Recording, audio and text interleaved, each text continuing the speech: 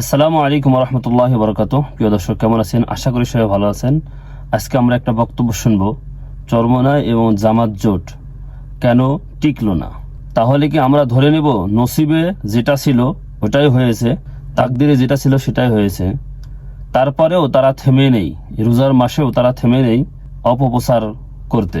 তারা সবাই মিলে চেয়েছিল জোটটা টিকুক, কিন্তু টিকিনি। এটা নিয়ে কিছু আলেম টেবিলেও সমালোচনা চলছে। এর ধারাবাহিকতায় চলুন আমরা তার পুরো বক্তব্যটা আমরা শুনবো, তারপরে আমরা আপনার মূল্যবান মন্তব্য কমেন্ট করে জানাবেন। আজকে কথা বলবো চরমোনাই এবং জামাত জোট কেন টিকে নেই। খুব সহজ কথা, এটা আমাদের নসিবে ছিল তাই টিকে। কারণ আমরা আমাদের জায়গা থেকে চেষ্টা তো কম করিনি, কিন্তু এরপরও যখন টিকে নেই, আমরা যদি সেটাকে তাকদীরের উপরে নিয়ে রাখি তাহলে মনে হয় আমাদের সবার জন্য কল্যাণকর ভাবছিল। কিন্তু আমরা দুঃখজনক ভাবে লক্ষ্য করছি যে ধারাবাহিক ভাবে ইসলামী আন্দোলন বাংলাদেশ বা চরমোনাই ওয়ালাদেরকে দায়ী করার এক মহোৎসব চলছে। ইচ্ছা ছিল নিয়ে কথা বলবো না, চুপচাপ থাকার ইচ্ছা ছিল, কিন্তু দুর্ভাগ্যজনক ভাবে যখন দেখছি রোজার মাসে আলেমদের টেবিলেও, ওলামা বিভাগের টেবিলেও যখন ইসলামী আন্দোলন বাংলাদেশকে দায়ী করার প্রবণতা চলছে, তখন আসলে চুপ থাকা কঠিন। ভাবছি বিষয়টা পরিষ্কার করবো। আবারও বলছি, আমরা সবাই মিলে চেয়েছিলাম জোটটা টিকুক, সমঝোতা টিকুক, এই জাতি নতুন কিছু পাক। অতএব সেটা যেহেতু টিকেনি, সেটা যেহেতু তকদীরের উপরে নেই, আমরা কেউই কাউকে দায়ী করার যে গুনাহ সেখান থেকে বাঁচতে পারতাম। কিন্তু যেহেতু একদিক থেকে অভিযোগের মাত্রা অতীত চলছে, বিপরীত দিক থেকে জবাব না আসলে তখন সন্দেহের মাত্রাটা এক পেশে এবং একদিকে হয়ে যাবে।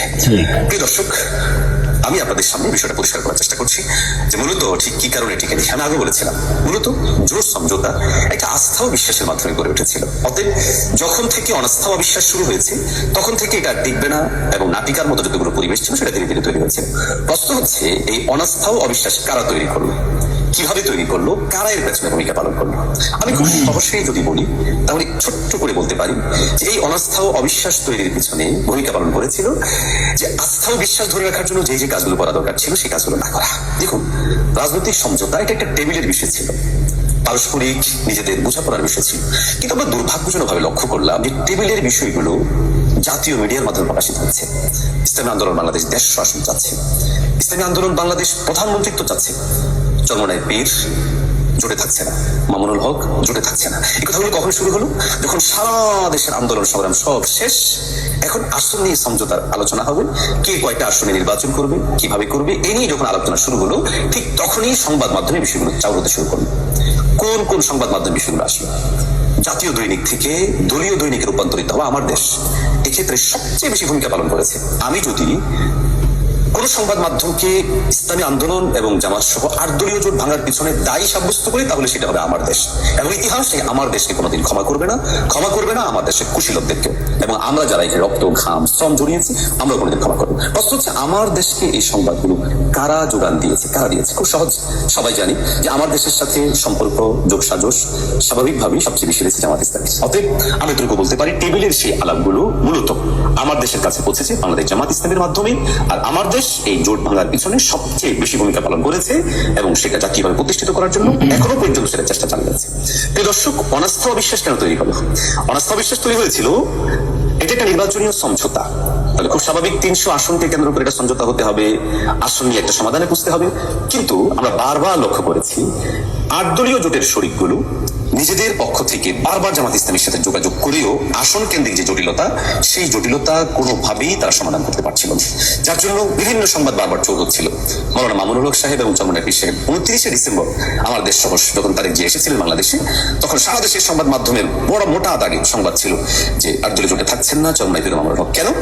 কারণ একটাই ছিল, সেটা ছিল আসলে আসন নিয়ে সমঝোতার যে বিষয়টা ছিল সেটা নিয়ে চূড়ান্ত মীমাংসায় পৌঁছতে না পারা। দর্শক, আপনাদেরকে জানিয়ে রাখি, আপনারা চ্যালেঞ্জিং ভাবে জামাত ইসলামের যেই কোনো ভাইদেরকে জিজ্ঞাসা করবেন যে দেখুন, আসল সমঝোতার এই আলাপে ইসলামী আন্দোলন বাংলাদেশ থেকে দাবি করা হচ্ছে যে তারা, আপনারা যেখানে তুচ্ছতা ছিল করেন যে A+ গ্রেড বা A গ্রেড অথবা এই আসনগুলোর প্রত্যাশার জায়গা, তারা তাদের সাংগঠনিক অবস্থান তুলে ধরেছিল। আপনারা কি কোনো অবস্থান তুলে ধরেছিলেন টেবিলে? কিংবা আপনারা কয়টা আসনে নির্বাচন করতে চান সে বিষয়ে কখনো তুলে ধরেছেন? তারা সেটা ক্লিয়ারলি বলতে পারবে না যে তারা কতটা আসনে তুলে ধরেছিল। কারণ এই কথাটা বারবার আমাদের মিডিয়ায় এসেছিল যে বারবার এই বিষয়ে জানতে চাওয়া হলেও আমাদের ভাইদের পক্ষ থেকে কখনোই এই জিনিস জিনিসটার সমাধান দেওয়া যায়।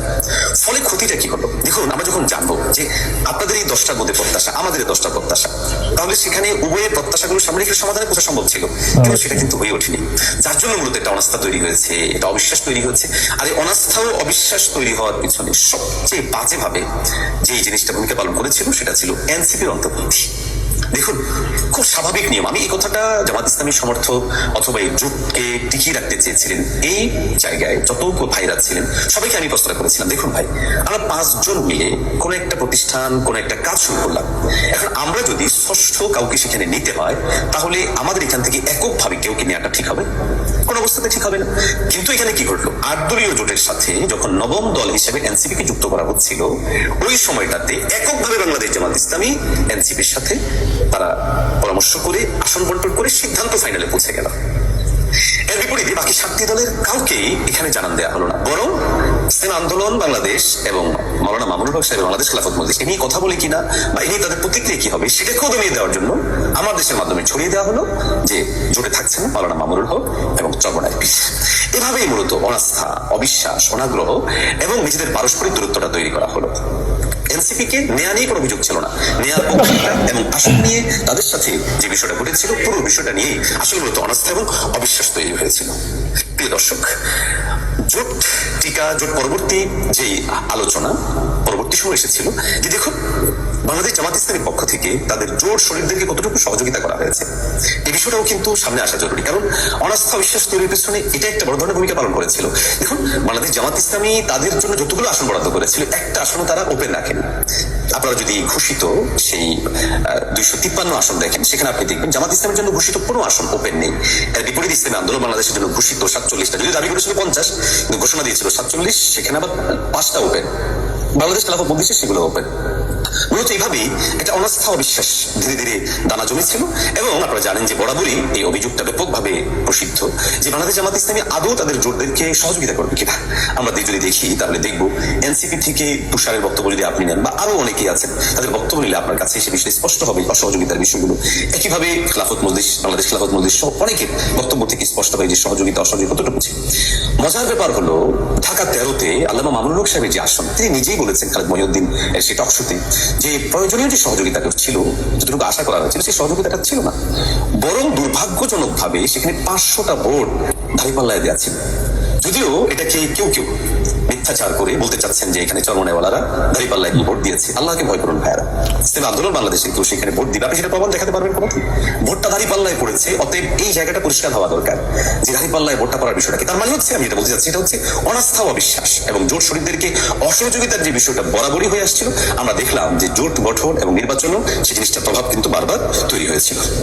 প্রিয় দর্শক, আমরা মনে করি যে এই জোট টেকা না টেকা এটা একান্ত তকদিরের বিষয় ছিল। তবে এটার পিছনে যে সমস্ত উপাদানগুলো ছিল বড় একটা ভূমিকা পালন করেছিল অবশ্যই বাংলাদেশ জামাত ইসলামী নেতৃবৃন্দরা।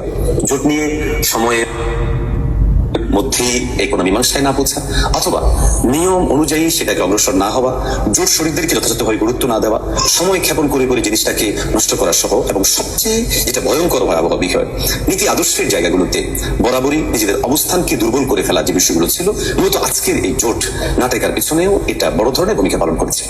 আমরা আমাদের জায়গা থেকে স্পষ্ট করেই বলছি, আমরা চাই আমাদের মধ্যে সৌহার্দ্যপূর্ণ সম্পর্কগুলো টিকুক, থাকুক। জোট সমকালীন সময় একটি ইস্যু ছিল, সেটা হয়ে ওঠেনি, কিন্তু এটাকে কেন্দ্র করে বারবার এই দায় এবং বারবার এই অভিযোগগুলো আরোপ করার মাধ্যমে আমাদের পারস্পরিক সম্পর্ক তিক্ত হবে। অতএব এটা না করে বাস ইসলামী আন্দোলন বাংলাদেশ তারা তো এই মুহূর্তে এসে কিছু বলছে না, অতএব ইসলামী আন্দোলন বাংলাদেশকে দায়ী করার প্রতিযোগিতা বন্ধ হোক। আগামীর বাংলাদেশ সুন্দরভাবে গড়ে উঠুক, হতে পারে আগামী দিনে কোনো পরিবেশ তৈরি হবে, আন্দোলন সংগ্রামী পরিবেশ পরিস্থিতিতে আমাদেরকে আবারও হয়তো একই প্ল্যাটফর্মে আসা লাগতে পারে। অতএব এখন এই মুহূর্তে এমন কোনো কথা বা কিংবা আচরণ না করা জরুরি যার কারণে আমাদের পারস্পরিক দ্বিমত ভিন্নতা বিরোধটা এটা হিংসা, প্রতিহিংসা এবং জিজ্ঞাসার জায়গায় পর্যন্ত পৌঁছে যায়। বরং আমরা চাই আমাদের মধ্যে একটা আন্তরিকতাপূর্ণ পরিবেশ থাকুক এবং নিজেদের মধ্যে যৌক্তিক বিষয়টা আলোচনা সমালোচনা জারি থাকুক। প্রিয় দর্শক, আগামীতে আসবো এই বিষয়ক ভিন্ন কোনো আলোচনা নিয়ে। সে পর্যন্ত আপনার সাথে থাকবেন এই প্রত্যাশা রেখেই আমি শেষ করছি। আসসালামু আলাইকুম ওয়া রাহমাতুল্লাহি ওয়া বারাকাতুহু।